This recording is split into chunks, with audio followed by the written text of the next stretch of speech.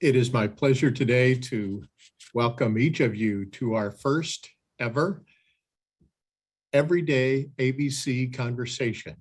Today's theme will be upon supporting students in higher education. My name is Jeff Woods, and I serve you as Interim General Secretary for American Baptist Churches USA. We especially today welcome Karen Pashadley and Dr. Tim Berry, who I will introduce further in just a moment. But just a few announcements about the session today. You will hear two presentations at the beginning of our hour-long everyday conversation, and then we'll be divided into small groups. During the small groups, we hope that you enjoy that conversation. There's no need to take notes unless you want to do so personally. We're not requiring any reporting out of those groups today. And if you need to come back into the main session for any reason, host will be here to greet you back into the main session. At about the 5 minute to go mark of the small groups, you'll receive a note that says 5 minutes to go. And if you, as a group, would like to voluntarily share contact information with one another so that you could continue that conversation at a later time, that would be the perfect moment to do that, to share that contact information with one another with 5 minutes to go. We have had many conversations in American Baptist life. We regularly have Mission Summit conversations at our American Baptist Biennial Mission Summit. And we always have some guidelines, and the guidelines go like this, the ABCs of conversation. First of all, acknowledge differing perspectives. American Baptists certainly have a wide range of opinions. Respect those of others. Also, be a good listener. Listen first before and seek to understand before sharing yourself. And then confidentiality is very important. It's fine to share a learning that you had, but just try not to attribute that to any individual or any congregation in terms of where that particular quote came from. Speak honestly and responsibly as well. It is now my pleasure to introduce our two speakers for today. Our first speaker will be Karen Pashadley. She's the Director of Community Development at the College of Brockport State University of New York. Karen is also the current president of American Baptist Churches USA. Karen was educated at SUNY and Western Illinois University with degrees in sociology and college student personnel, respectively. She has served for over 25 years in settings within American higher education. The second speaker that you will hear today will be President Tim Berry, who serves as the 10th president of Alderson Broaddus University, an American Baptist affiliated institution. He's been serving in this role since 2015. Dr. Berry began his higher education administration career in admissions at Briarcliff University in Sioux City, Iowa, and he graduated from that school with a Bachelor of Arts in 1971. He earned both a Master and Doctor of Education in Adult Continuing Education from Northern Illinois University in 1979 and 1992, respectively. Karen, we welcome you as you present to this great audience who is gathered today. Thank you, Jeff, and thank you all for being here. I'm so excited to join you all today. As was said in my bio, I have over 25 years. So right now I've been at my current institution for 27 years, which is quite interesting as I think about it every year.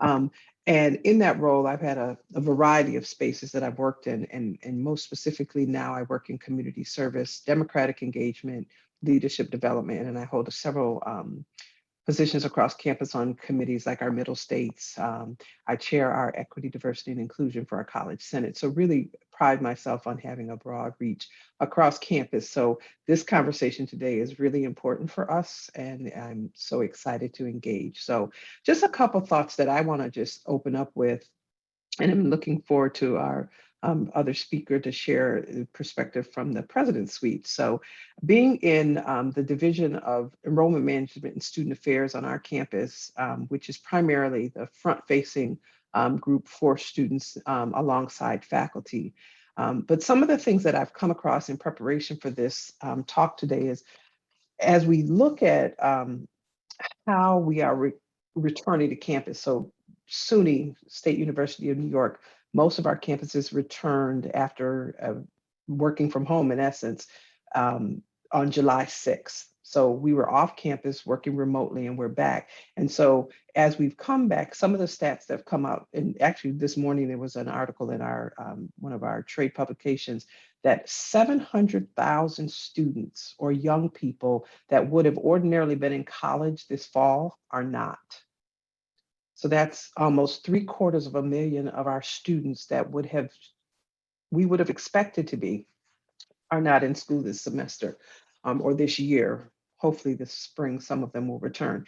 The other reality for many of us is that many campuses have eliminated, changed positions, or academic programs are being evaluated. So there's a lot of things different and moving at this point.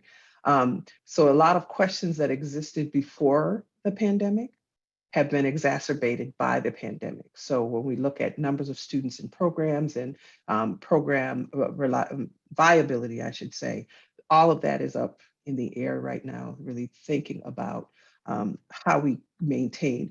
Another data is I was looking, there are 15 colleges that have either closed or merged with others. So if you think about that data, and a lot of our campuses have auxiliary services.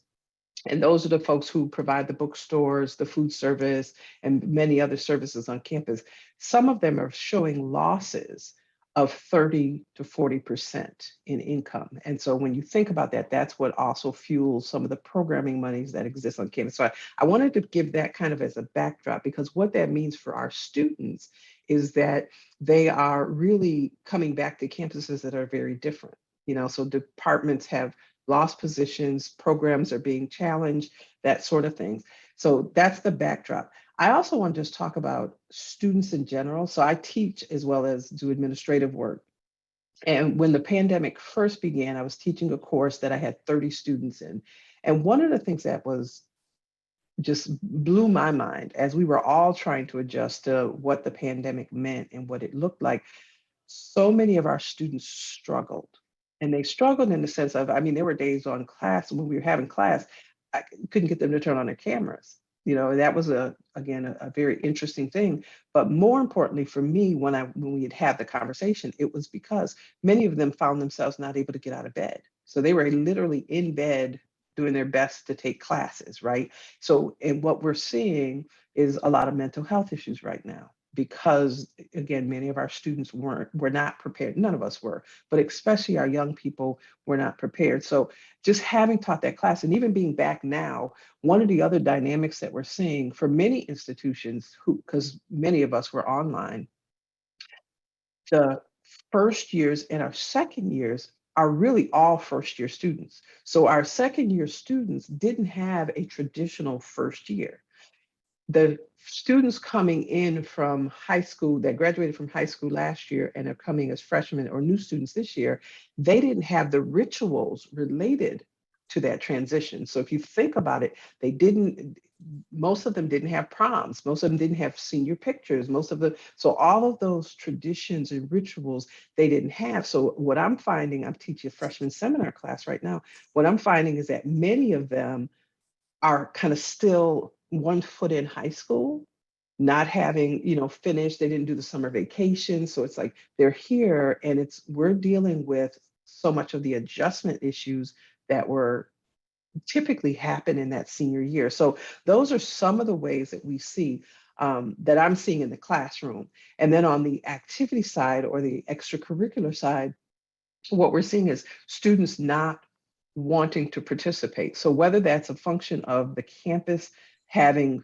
protocols around COVID, numbers of people who can be in a space, whether or not, like many of our activities, when you go and if there's food served, which a lot of times there is not, which is the biggest attraction for many students or many people on campus.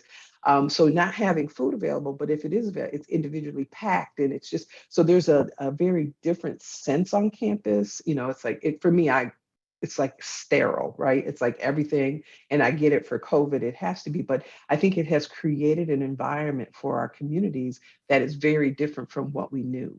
And so even our juniors and seniors who've come back, they are really struggling because this is not the campus they knew, right? Like they can't, like reserving space is very, places where we could do typically have 200 people can only now have at best 100 or 75 students, right? So, or 75 participants. So those kinds of things have really challenged the way we're showing up on campus. A couple of other things that I'll just share is, again, I say students really struggled at the onset and still are struggling with that lack of structure. Moving to online classes was a huge challenge. Even my department in particular, and folks within our division, we tried to do online activities. So for us, providing our leadership program on campus, doing democratic engagement activities on online, that was a challenge for people, like I said, who were already struggling with this loss of community. That's one of the losses that we've seen people talk about. But really not having that structure really didn't allow people to engage in a way. And so that included in the classroom, I want to just make sure I share that. Like so many of our students struggled learning online, like not being face to face, not having, the professor or the faculty member in front of them. So those are some of the things. Other areas that we're seeing with our students is jobs. We have so many jobs available and no one to fill it, much like we're seeing across the country. But for me, that's an interesting piece because we on campuses rely so heavily on student employees to kind of in all facets of our thing. The other thing is mental health. I'll say that again. Um, our mental health services are seeing a great drain. So much so that in New York State, our chancellor has allocated a large amount of money to help campuses deal with the mental health things that are coming as students have returned to campus. The other things is students just not being prepared. Again, having lost that last 18 months, right, of learning, especially the high school students. I have students who, many of them have to drop out of math because they didn't get the math, the practice redundancy of that work that now is pretty much paramount to their success in college. So what I'm seeing is that it's all these pieces. The other side of this that I want to share, all that is are the challenges. What I'm also seeing is we have students who really want to be here, right? And faculty and staff, as much as we're trying to get ourselves acclimated to the very different place that we are, I think what we're seeing is that we really wanted community.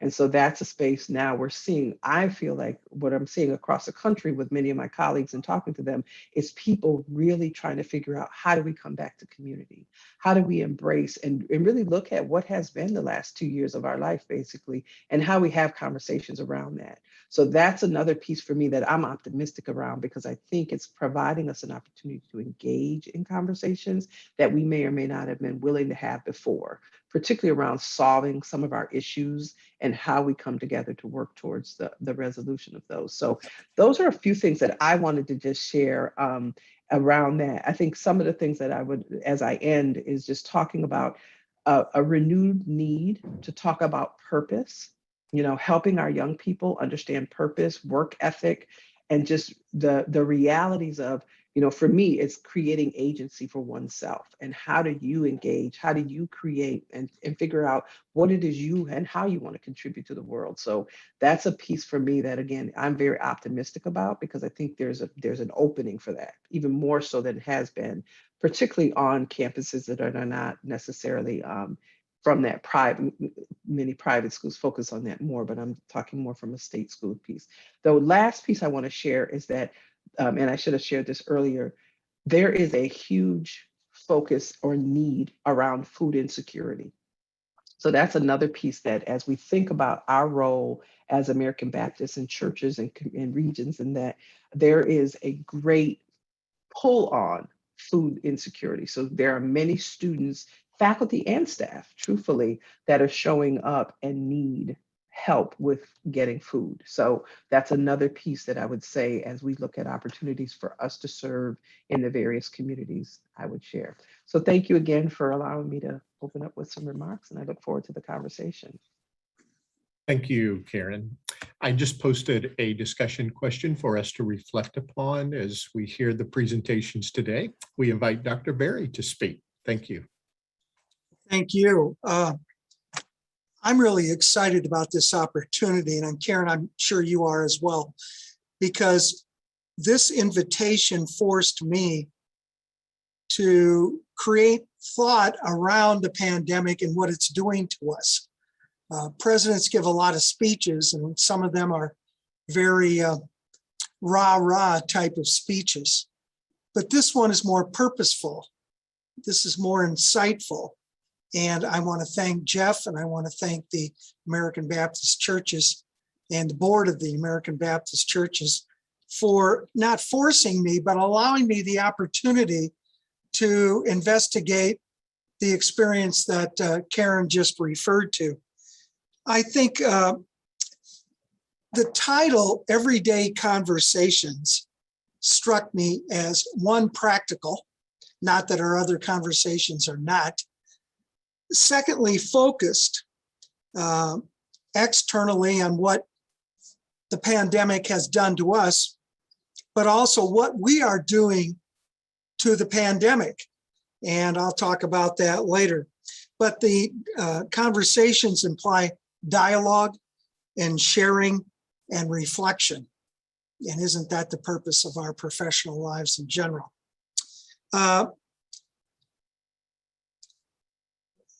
I think the title, Higher Education, the Global Pandemic, and Caring for the Needs of Students, strikes at the very heart of what I do every day and what I've done throughout my professional career. As I've said, and I start every speech at Alderson Broaddus with the mission statement. And it brings back, and Karen, the good news is I'm the second speaker. The bad news is I'm reflecting upon many of my points that you took and you did so well on. But it talks about the purpose of literally who we are, what we're about, and what we do, and frankly, what we're not going to do in higher education at our institution. Why start with the mission statement? Well, number one, it's our purpose. Secondly, we draw sustenance. It feeds us, but it's also analogous to a picture frame, that it borders us of what we're not going to do. But inside that picture frame, it allows us the opportunity to create and build a new tabula rasa, as John Locke would refer to it. So fundamentally, our mission statement, and I'll refer to it in a moment, is at Alderson Broaddus, we do two things.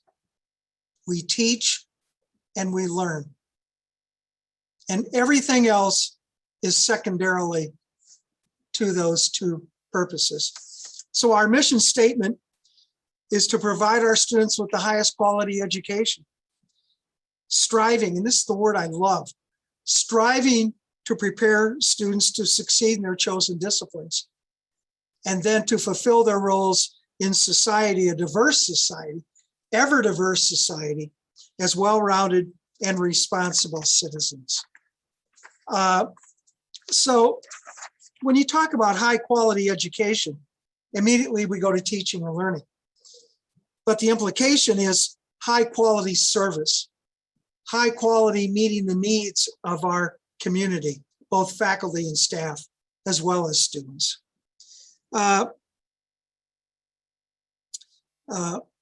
And as I look back on these 2.5 years of experience that we've had with the pandemic, I've been in higher education, I have to admit, 50 years.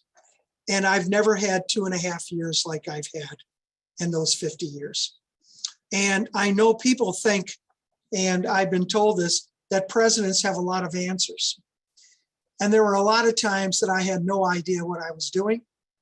I had no idea what we were going to do as an institution from both the macro level as well as the micro level. Imagine a very traditional institution. We've been around for 150 years. That over a weekend, we brought the faculty and staff together. This was a year ago, last March, and said, we're going from a traditional methodology to a Zoom technology. And you have 1 week to figure this out. And there wasn't anything we could do about it. And one thing that continually feeds my existence in higher education are the goodness of our people. Reflection on the gospel values, reflection on our mission statement, reflection on purpose of teaching and learning. And you know what? They did it. And that's from half of the equation of teaching and learning from the faculty perspective. And the students, I think at the time, we just said, well, they'll adjust. They're highly relatable to technology. And I don't think we thought through the whole process of not what it was giving to them, but what was happening on the other side of the equation of how students were reacting. And we did it so quickly that frankly, we did not have the time to really reflect on it. Now, 18 months later, I think we have a much better perspective on that.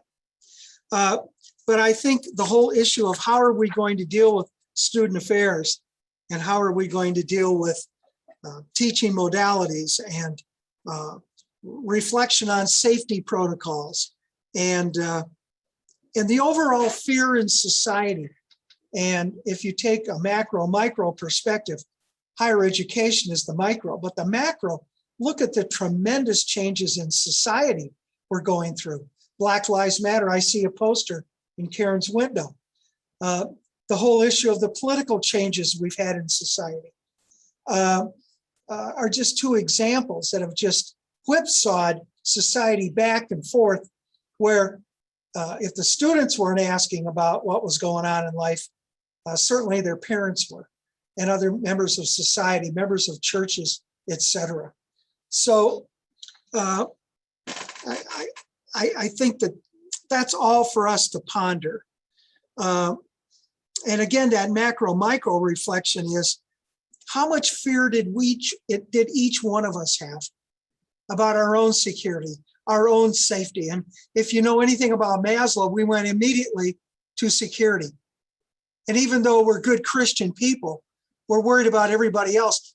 Hey, first of all, we are worried about every one of us personally, and our children and our grandchildren, our spouses, those that we reflect. And unfortunately, the pandemic forced us into solitary confinement to a great extent.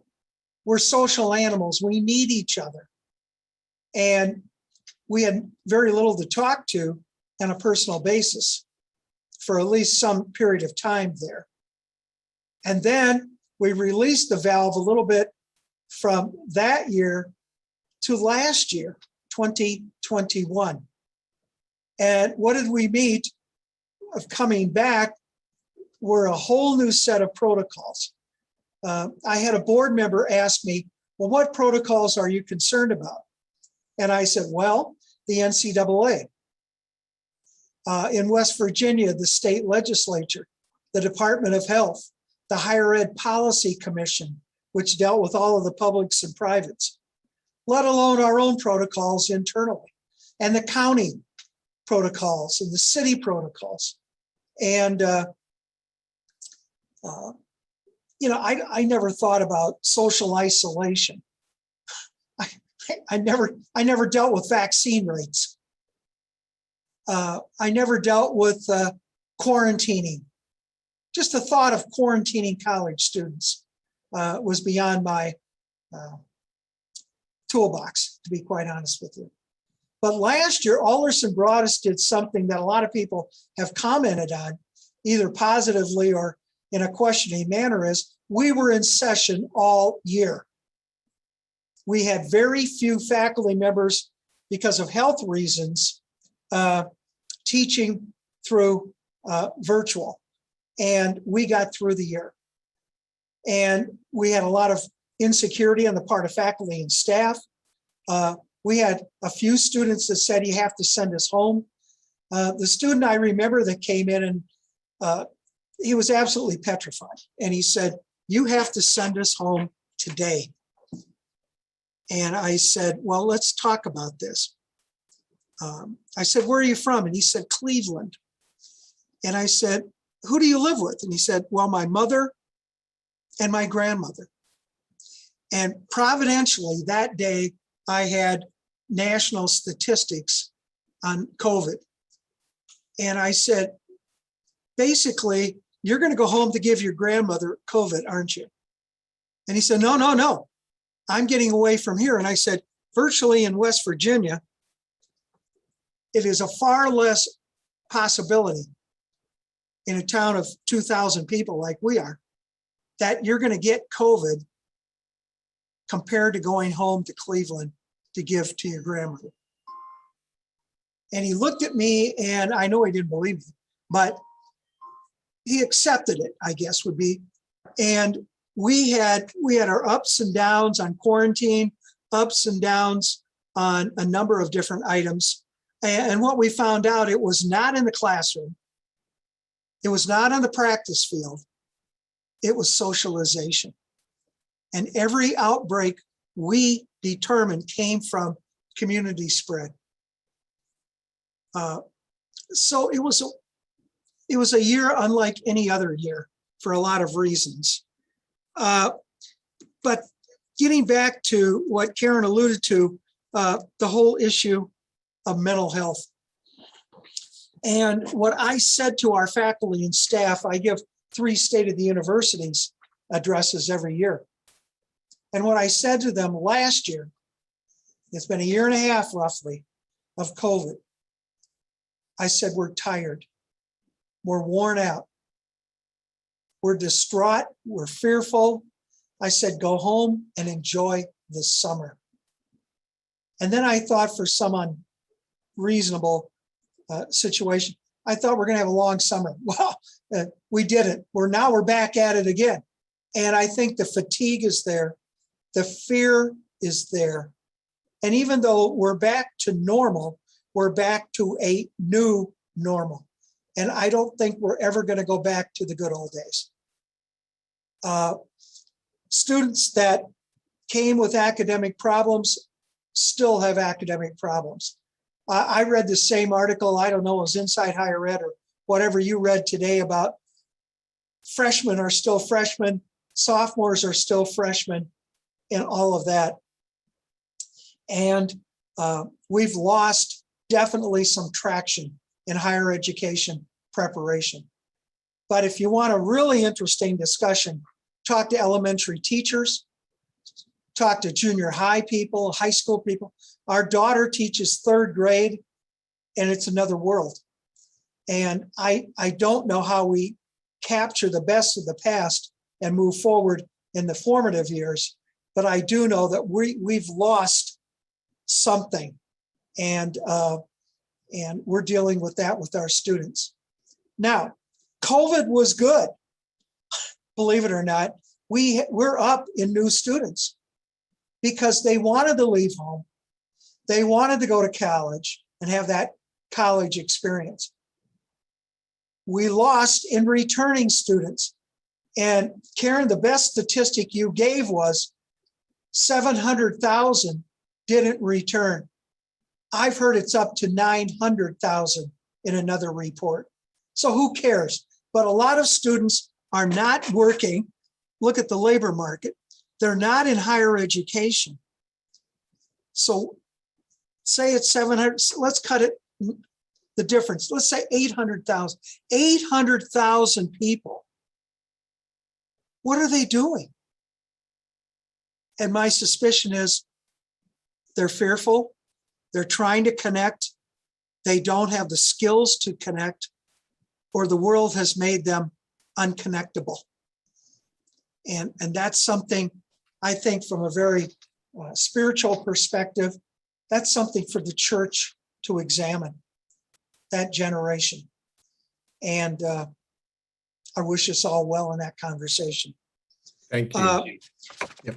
I'll just stop by saying I'll be happy to answer any questions. I'm looking forward to jumping in to the small groups. But if anyone says they've got this figured out, God bless them. And we're going to get through this, but it's going to be a different experience than we could even imagine. Thank you. Thank you, Dr. Barry, and thank you, President Bashadley. Again, our first discussion question is, what are the implications upon your own support of higher education, students in higher education, from what you have just heard? We'll display some other discussion questions as well if you need those, but we encourage you to share with one another, and I know you'll be respectful in your conversation as American Baptists.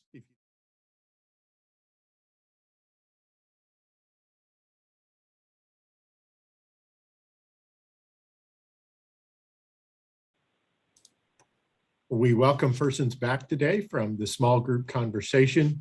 We hope you enjoyed your time today for our first ever everyday ABC conversation, this time on supporting higher education. If you surfaced a prayer request, please put that in the chat at this time. Please post that in the chat if you had a prayer request that surfaced. While you're doing that, I want to announce our next everyday ABC conversation that will take place on November 30th, just as we move into the holidays, and the subject of the next everyday ABC conversation is entitled Soul Care at Christmas. Soul Care at Christmas. We feel like that's a good topic moving into the Advent season with all of the persons that are experiencing so many emotions during the holiday time. We'll have presenters that are experts or work in the field of spiritual direction, who will be our presenters next time. And then again, there'll be opportunity for small group conversation around that topic. Again, we thank you for joining us for this inaugural event in terms of our everyday ABC conversation. And we hope that you have a great rest of the day.